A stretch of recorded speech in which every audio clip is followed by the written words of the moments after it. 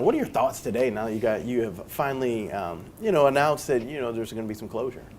I am, my kids asked me this question, am I nervous? And I said, the answer is no. I feel 100% positive that this is the right time. This is year 14 for me.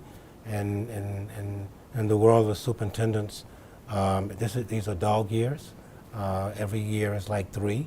And so this has been it's been a lot of fun, a lot of work.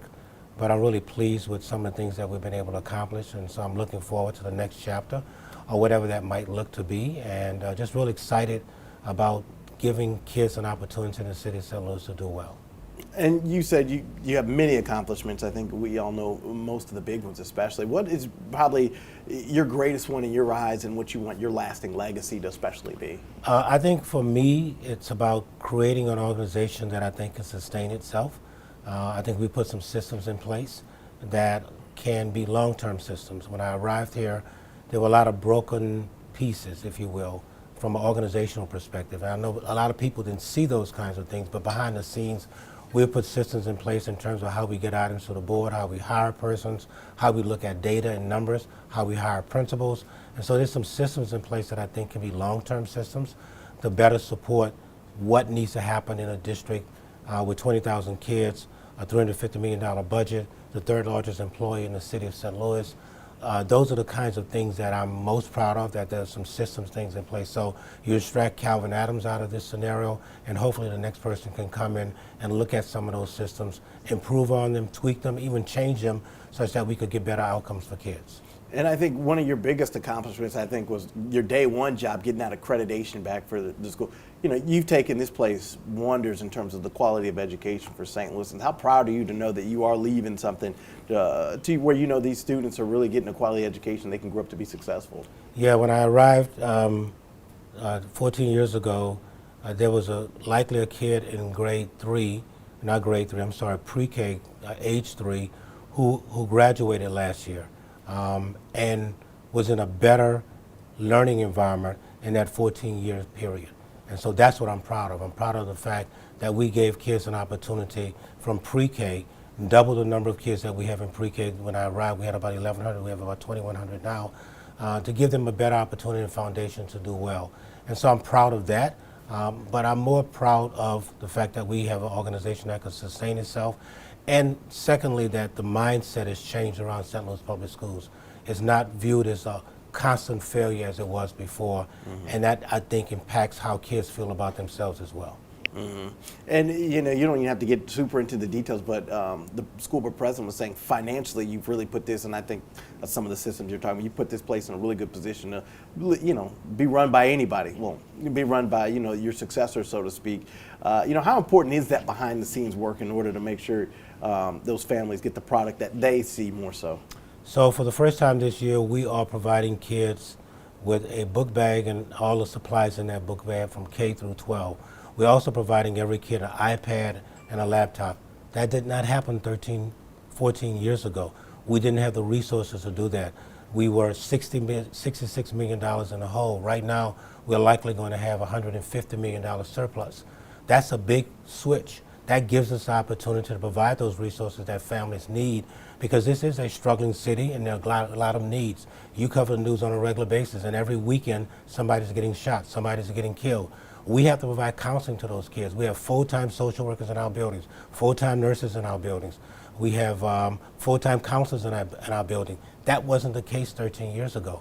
The dollars allow us to provide the resources that this community sometimes can't, and I'm proud of the fact that we can provide that from 8 to 3 while kids are in school. I'm going to talk to the board tonight as well about increasing the number of after-school opportunities. We're going to pay for families to have after-school opportunities such that they can continue to work, and we could hold kids in the building till 6 o'clock and provide them a snack and a meal. And so I'm proud of those kinds of things happening to support kids in our community.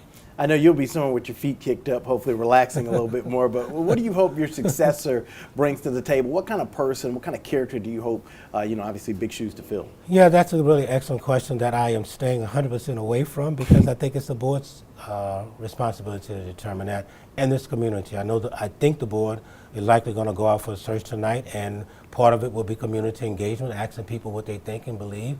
And I'm hopeful that the board will find the right person to do this work. This is not about Kelvin Adams. It's never been about me. It's about what's best for kids in this community.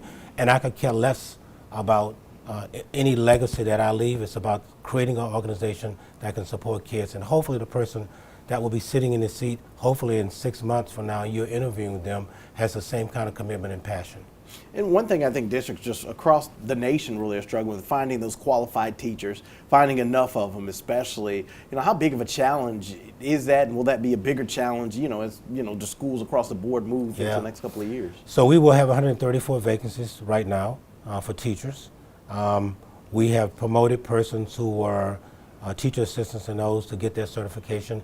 But for doing those kind of creative things, we will have over 300. And so I think districts are going to have to be creative to do that. I said 134 for me. I think Houston has 800. You pick up the newspaper at any point in time and you see the number of vacancies that are happening across the country. I think from a national level, that this country is going to have to think differently around teachers in terms of how they incentivize them, how they give them grants so that they could go back and be teachers, and quite frankly raise their salaries. We're the second highest paying first-year teacher salaries in the region now. That wasn't the case when I started. It's over $40,000. It was about $34,000 when I started.